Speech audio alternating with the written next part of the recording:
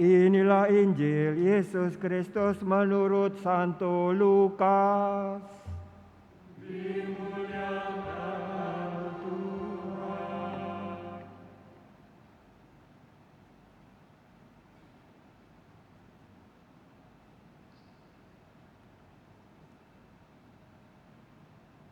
Theophilus yang mulia, banyak orang telah berusaha menyusun suatu berita tentang peristiwa-peristiwa yang telah terjadi di antara kita, seperti yang disampaikan kepada kita oleh saudara-saudara yang dari semula adalah saksi mata dan pelayan firman.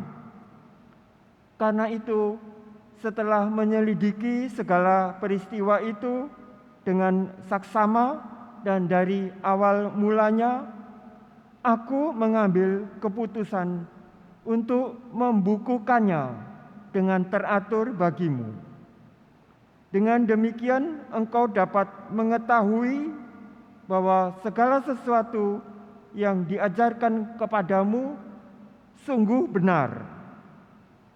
Sesudah dicobai iblis di padang gurun dalam kuasa roh, kembalilah Yesus ke Galilea. Lalu tersiarlah kabar tentang dia di seluruh daerah itu. Selama di situ ia mengajar di rumah-rumah ibadat dan semua orang memuji dia. Yesus datang ke Nazaret, tempat ia dibesarkan. Menurut kebiasaannya pada hari Sabat, ia masuk ke rumah ibadat, lalu berdiri hendak membaca dari kitab suci. Kepadanya diberikan kitab Nabi Yesaya. Dan setelah membuka kitab itu, ia menemukan nas di mana ada tertulis, "Roh Tuhan ada padaku, oleh sebab ia telah mengurapi aku untuk menyampaikan kabar baik kepada orang-orang miskin. Ia telah mengutus aku untuk memberitakan pembebasan kepada orang-orang tawanan dan penglihatan bagi orang-orang buta, untuk membebaskan orang-orang yang tertindas, untuk memberitakan bahwa tahun rahmat Tuhan telah datang." Kemudian Yesus menutup kitab itu, mengembalikannya kepada pejabat, lalu duduk. Dan mata semua orang dalam rumah ibadat itu tertuju kepadanya. Lalu Yesus mulai mengajar mereka. Katanya, "Pada hari ini digenapilah nas tadi sewaktu kamu mendengarnya." Demikianlah Injil Tuhan.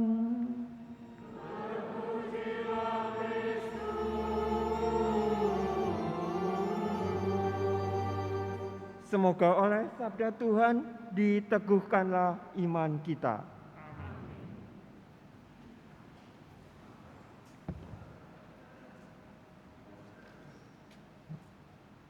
Memang pertama-tama kita mendengar. Kita semua menjadi telinga bagi Tuhan. Karena kalau tidak diperdengarkan, bagaimana kita mau mengerti? Karena itu kita lalu mempergunakan akal budi kita. Itu suatu anggota tubuh yang penting untuk mengerti. Karena kita ini diberi karunia untuk kecerdasan. Berbagai kecerdasan di dalam diri kita itu kasih karunia Allah. Karena itu lalu kita tahu apa yang mau kita perbuat setelah mendengarkan sabdanya. Sabda Tuhan itu sedari dahulu kala. Dahulu Tuhan itu bersabda kepada pribadi masing-masing. Kepada kita sekarang ini juga Tuhan itu bersabda kepada diri kita masing-masing. Karena diri kita ini yang mengolah sabda itu. Kita diberi karunia untuk mengolah sabda itu, apa artinya bagiku. Dan roh itu membuat kita mengerti. Roh kita itu menjawab sabda Tuhan itu. Tuhan itu bekerja sampai sekarang. Ia memperdengarkan suaranya. Apa yang diucapkan tadi oleh saudari-saudari kita itu suara Tuhan, bukan suara manusia, tetapi Tuhan yang menyuarakan. Kita menyuarakannya karena kita membaca. Dahulu kala orang lisan, tetapi ketika orang merasa supaya sabda itu dikenal terus-menerus dari abad ke abad, maka perlu dituliskan. Pelajaran menulis itu penting. Pelajaran membaca itu penting. Saya ingat sekolah rakyat dulu ada pelajaran membaca. Membaca untuk mengerti. Karena itu ada kalimat-kalimat, ada koma, ada titik, di mana kita berhenti sejenak untuk melanjutkan kalimat selanjutnya. Itu penting, mungkin kita tidak merasa, tetapi itu bagian dari diri kita untuk mengolah. Dan karena itu kita mempergunakannya sekarang untuk menjadi mulut bagi Tuhan, menyampaikan apa yang kita dengar kepada sesama kita. Atau kita menuliskan karena kita mendapatkan pencerahan akal budi kita. Lalu kita menuliskan apa yang kita alami dalam hidup ini, bukan karena kehendakku, tetapi karena kehendak Allah. Bagaimana kita tahu bahwa itu adalah kehendak Allah dan bukan kehendak diriku sendiri? Itu terasa ketika kita berbuat bukan untuk kepentingan diri kita sendiri, tapi kita perbuat untuk Tuhan. Karena kita ini semua anggota-anggota tubuh. Ketika kita membacakan sabda Tuhan itu, kita menjadi mulut Tuhan untuk mewartakan. Ketika kita mendengar dan menyimaknya, telinga dan akal budi itu anggota tubuh yang Tuhan berikan kepada kita supaya kita mempergunakannya. Karena itu, ketika kita pergi melangkah, kita itu menjadi kaki Tuhan untuk melakukan sesuatu. Mungkin tangan kita juga digerakkan oleh Tuhan itu. Itulah roh yang menggerakkan kita. Dan roh itu begitu penting karena kita ini juga ambil bagian dari roh Tuhan yang satu itu. Satu Tuhan, satu tubuh. Tuhan itu mempergunakan diri kita untuk menjadi anggota tubuhnya. Untuk berjalan, untuk pergi, untuk melihat, untuk menanamkan di dalam diri kita apa yang Tuhan kerjakan itu. Seringkali terjadi bahwa Tuhan itu mendahului kita. Sebelum kita melakukan sesuatu, kita melihat atau kita merenungkan, kita mempergunakan akal budi kita, kita mempergunakan hati kita, hati yang penuh dengan perasaan-perasaan. Dan perasaan itu penting karena kita bergerak juga melalui hati kita. hati kita melihat dan terasa apakah kita ini mempunyai hati untuk sesama kita. Ketika mata kita melihat, lalu kita tergerak.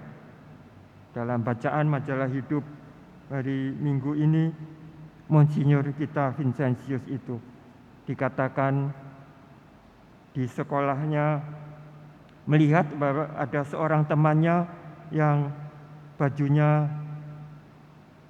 kurang benar, bajunya mengalami, lalu dia membuka bajunya untuk memberikannya kepada ibunya.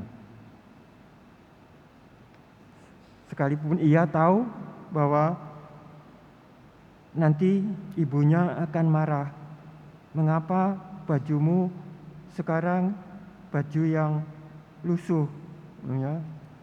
Tetapi dia berketetapan hati untuk melakukan, bukan untuk kepentingannya diri sendiri, tetapi supaya temannya itu menjadi percaya diri. Temannya itu tahu bahwa ada temannya yang memperhatikan dia. Itu suatu bentuk partnership, kemitraan. Dan kita ini adalah mitra Tuhan. Karena itu kepada kita, hendaknya kita mempergunakan segala daya-daya di dalam diri kita untuk ikut ambil bagian dari satu tubuh, yaitu tubuh Kristus. Dialah kepala tubuh kita ini di dunia ini. Dia itu yang memimpin kita ke arah mana. Karena dialah yang mencurahkan roh itu ke dalam diri kita, supaya kita bersatu dengan dia. Karena itu kita terus-menerus hendaknya bersyukur kepada Tuhan, karena Tuhan berbelas kasih kepada kita yang miskin dan lemah ini, yang seringkali di dunia ini tertindas. Kita sulit melepaskannya. Tetapi kita tahu bagaimana kita mau menjadi orang merdeka berkat Roh Kudus itu. Kita tahu kita tidak bergantung kepada sesuatu yang di dunia ini, tetapi hanya kepada Dia yang menciptakan kita, yang bersama dengan putranya mengajak kita untuk ikut dalam kemitraan, kebersamaan untuk dunia ini, untuk diselamatkan. Karena masih banyak orang yang di luar sana yang menunggu agar hati dan budi kita, tubuh kita ini, tangan, mata kita, kaki kita itu diarahkan untuk menolong mereka membebaskan diri. Amin.